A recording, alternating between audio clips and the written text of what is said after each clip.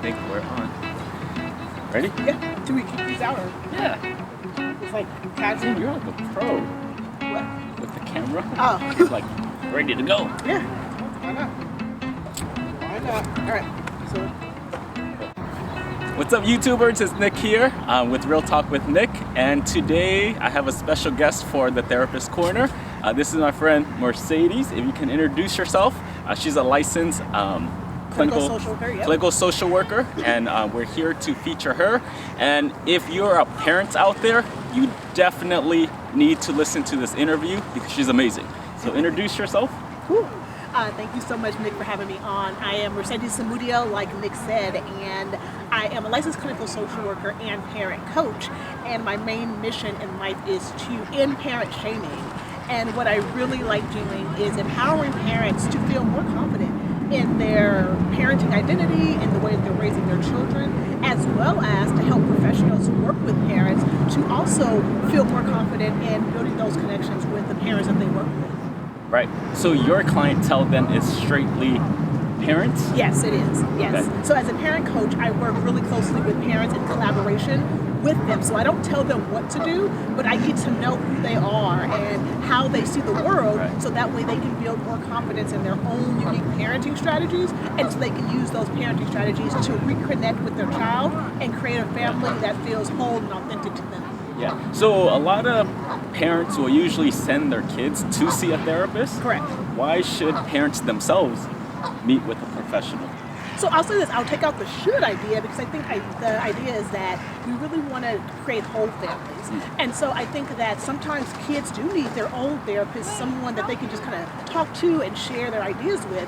But I think that parents definitely want to be involved with that, because as their child is developing and learning new skills, the parents are going to want to know how to connect with their child with all of these new skills that they're learning as well.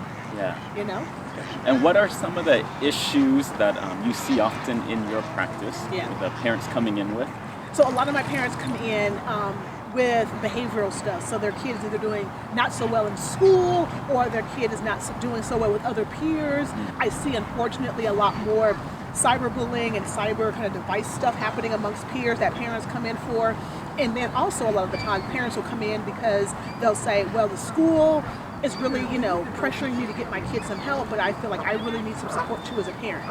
Okay. And what kind of support can be beneficial for parents? Yeah. So I think that the best kind of support for a parent is a space where they can be honest about how hard it is to be a parent, and not just to lament and rant about it, but to really talk about what it means to be a human, also trying to raise a human. I think that's where it becomes really difficult, because parents are still human too. They still have all of their goals and all of their flaws and all of their messiness, and so they're also trying to raise another human who is going to have equally goals, flaws, successes, and failures. So what I do as a parent coach is I give my parents a space to talk about all of that, and how all of that kind of becomes that parent's parenting identity, and how they can use that to their benefit as opposed to hiding from it and being scared of it. Yeah. So when you talk about shaming with parenting, what are some examples, and what do you mean by shaming for parents? So I think some of the more broad examples are like breastfeeding and how you raise your kid. But what I see a lot of in my work with my parents is parents get shamed by schools, because schools assume that if the kid is acting up at school, it's because their parents aren't doing anything. So you're a bad parent if your kids are acting up. Right. I see other parents shame other parents because they're not doing what they think is the right way to parent, or they're not in the right parenting fad, so to speak. I even see parents shame each other on social media, because they'll be like, oh, you didn't post enough, or you're posting too much, and just all these different ways that people can kind of nitpick at parents for their parenting decisions is really kind of falls under that umbrella of shaming a parent. Yeah. So your philosophy then is parenting is hard. Yes, definitely. I think it's really hard, and I think we have to remember that when we're seeing parents out in the world, that if we see a parent making a decision, we're only seeing a small snapshot of that parent's whole identity and that family's whole outlook. So yeah, I can say, Nick, you suck as a parent, but that's because I only saw you today. Right. I don't know what you did at home. I don't know what you did before today. I don't know what your family looks like. And so that's why I'm a proponent for not shaming parents who don't know what's happening in that family's life. Yeah, I have viewers out there. Thank you guys for the questions, but I'm just going to throw random ones out to you. Young parents, Yes. what are tips that they need that you can give them? Yeah. My kids are 2-3 years old. Yes. What as a parent, what should I focus on, Yeah. pay attention to now? I think one of the hardest things to do as a parent of a young kid is to find your own identity, because you are tied to that child 24/7. So what I actually think is more important than just knowing your kid, because I think most parents know their kid at that age. They're spending so much time with that child that they know that kid inside and out. I think for kids, parents of young kids, it's really important to actually get a support system where you can actually go and do things that fill you up. So instead of spending all day with your kid, right, taking some time to say, hey, let me have grandma come over for an hour and I'll go to a yoga class, or I'll go, to the grocery store by myself, or just to do things to give yourself some space. And I think that's really important of parents of young kids. And it's okay to take time for yourself. It is okay to do that. Please take time for yourself, because here's the deal. If you're thinking, what do you mean it's okay? If you're empty, or if you're like burning the candlestick at both ends, then you're not going to have any space to really help your children or to help your family, because you're going to be so burned out and so tired. Yeah. So it's not bad even if I want to go out with my girlfriends, boyfriends. It's not. It's not bad at all. And I think, again, I'll say it this way. You definitely want to look at, okay, how much time have I spent with my child this week, right? We've done all these things. If on like Thursday morning I want to go to a class or something, go. If on Saturday evening, you've done everything. You've taken the kids to Disneyland all day, but on Saturday evening you'd like to maybe go have wine with a group of friends, go do that. That does not make me a bad mom. No, or a bad dad. I think sometimes dads get a hard rap too, because dads are seen as people who always party and never nurture, but there are so many dads who nurture as well. They're at home all the time. They're stay-at-home dads, or they're dads that are really a part of the family, doing that nurturing stuff. So I would say this, it's more about self-care. It's not so much about what you're doing, but it's about this idea of taking time to replenish yourself, whatever that looks like. Yeah. What are your tips for parents who are busy? Yeah. I'm a dad. I'm working because I need to pay the bills. Right. That's how I support my kids. Right. But what are some other tips of if I'm not there physically? Right. What are your tips for those kind of dads? I think the first thing is to really acknowledge that and to have that discussion with your family. One thing that I love with all families of all shapes and sizes, of all busyness levels, is to do family meetings. And when you do family meetings, that gives everybody in the family at least one time during the week to come together and be with everybody. So if you have a parent that is working and they're usually gone and they're not home during the day, or they're not home in the evening, have at least one day where you are not at work and you guys are eating dinner together, or you're having a family game night where you all get to spend some time together. And in those times, talk about, I know I'm not always here for your recitals, or I know I can't always go to the games, but I really, I want to give you this piece of advice, or I want to, take a picture here, or whatever you want to do. Understand that you being busy doesn't mean that you're a bad parent, but just taking that time to say, okay, I know that every Sunday night we're going to have dinner together, and that's going to be my chance to catch up on all the stuff of the week. And it's to acknowledge it out loud versus let's not talk about it. Right. I'm busy. Right. And I think it gives parents too kind of a space too, because if a parent is thinking, oh my God, I'm so busy, when am I going to have time to talk to my kids? Oh right, every Sunday night we have dinner together. That's when I'm going to catch up on everything. Yeah. It gives you a space too to get some of that guilt off of you for feeling like because if you're working to sustain the family, good, that helps the family. But you also still are probably longing to connect with your kids and learn about what they're doing. Right. What about parents either going through a separation or a divorce? Any tips you can give for young kids? How do you navigate that? I think it's a really complicated thing, divorce, right? So one of the things that I would say is this: if you and the other parent are in a contentious divorce, meaning you guys can still talk, you guys can still kind of be, one-on-one, to talk about how you're going to present it to the kids, and to talk about how this might look. If you guys are going to be in separate houses, if you're going to be in separate towns, how that's going to look. And here's the most important part: regardless of what you, mom and dad, think, really giving your kids just the space to talk about how scared they are, how worried they are, how happy. They might be happy that you guys are finally getting divorced because you guys don't fight anymore. Giving them the space to really talk about it. So it's not just about the parents setting up everything. It's also going to be about the kids having the space to say, this is how I feel, this is what I think. Can I have some input on when I go to dad's house, when I don't go to dad's house, and stuff like that. Yeah. What about spanking? What are your thoughts? That's a really big one, right? So I'll say this, as a parent coach, I know for a fact that spanking only works in the short term. It does not work in the long term. So in the short term, you can pop your kid on the hand and they'll listen.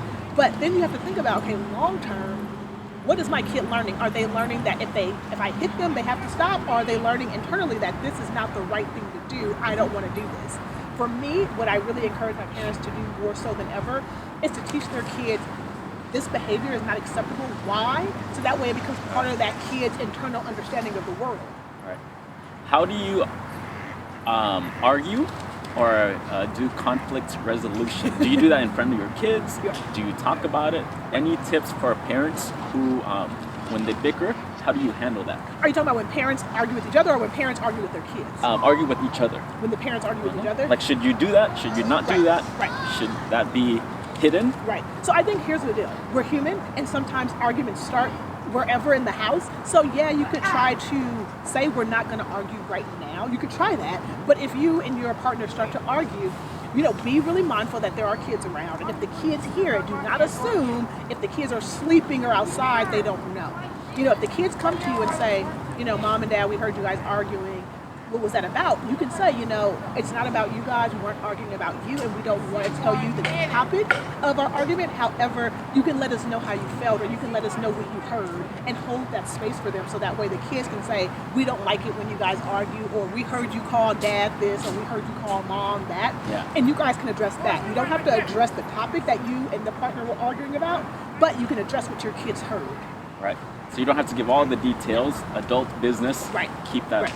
private. Right, but you definitely want, if the kids heard something, you definitely want to clarify that, because if they heard something that wasn't right, or if they misheard, you want to make sure that they understand that I said this word and this is what it meant, or I wasn't speaking about your mom or your dad when I said that. That way they understand what's going on. They don't fill in the gaps with their own understanding or their own logic. Yeah. What about regarding death? How do you talk to children about death? These are really tough topics, and I think the first thing is always to open up a dialogue. Sometimes I think parents will just kind of shut that dialogue down because they don't want their kids to feel anything, or they want them to feel too long. What I would say is just always ask your kids, how are you doing? If they know about the death, ask them. If they don't know about it, and it wasn't somebody who was close to them, you don't always have to talk about it. But if someone passed away or died, and if that person, they knew that person, and they're going to be wondering why that person doesn't come around anymore, let them know. Say, so-and-so passed away.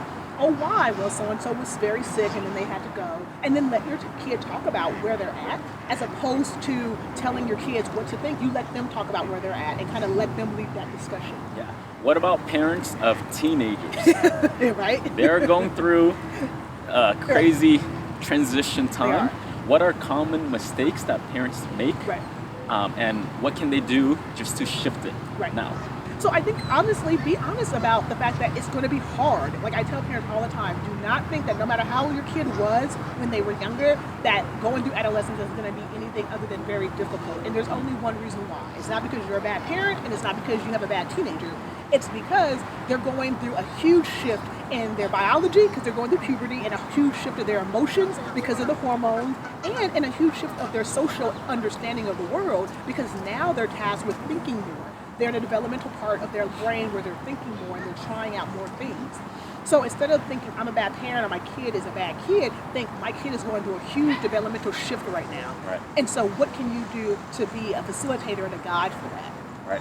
And then there's a lot of parents right now freaking out. It's 2017. My kids are on social media. How the heck do I protect them in this crazy world? Right. Scary. So one thing that I think is really important is to get knowledge. A lot of parents are getting knowledge from kind of all the reports, all the news reports, and what I would say is take those reports and then do some more research. So there are great sites like commonsensemedia.com or .org, and then safesmartsocial.com. These are all sites that have all the apps, all the reviews for movies, all these things out there where you can get real information about how dangerous or not dangerous some of these apps are. Right. And once you get that information, don't use it to condemn your kid, but go to them and say, hey, I was reading about Snapchat. Do you have a Snapchat? And let's talk about that. What do you do on there? Show me some of the pictures, and have that open dialogue with your kid, not to punish them, but so you can learn more about what they're doing online. Yeah, so open dialogue, communication, and be part of their lives. Yes, definitely. And if you can speak to the audience of parents out there, just any last words that you can give them, wisdom. one of the things that I think is really important as a parent is to realize that you are a human too, and that as you learn more about how to give yourself space and empathy and love yourself and care for yourself, you'll have so much more space to do the same for your child. Nice. Thank you so much. And Yes. if you want to promote, how do people get a hold of you? Yes. I want to do coaching with you. Also, you can talk about your book. Yeah. So the best way to get a hold of me is to start on my website, shameproofparenting.com. On my website, you will find out more about my book. You'll find out more about all my social media. And then on there, I also have videos and blogs that you can kind of find more information about all parenting concerns that you might have. Yes. And your book is dropping. Yes, on April 25th. So maybe by the time you watch this, it'll be out already on Amazon. You can just look it up. It's called Shame Proof Parenting. She's doing big things. I'm going to put a link below, so make sure you support her. If you have any family or friends that need support yourself regarding parenting, and just, you don't have to be alone, is what we're saying. So make sure to reach out to her, and thank you so much for watching this, and we hope you got something out of it. Feel free to comment below, and we'd love to hear from you. Any questions you have, and again, feel free to reach out. So thank you. You're awesome. Thank you. Bro. Fun.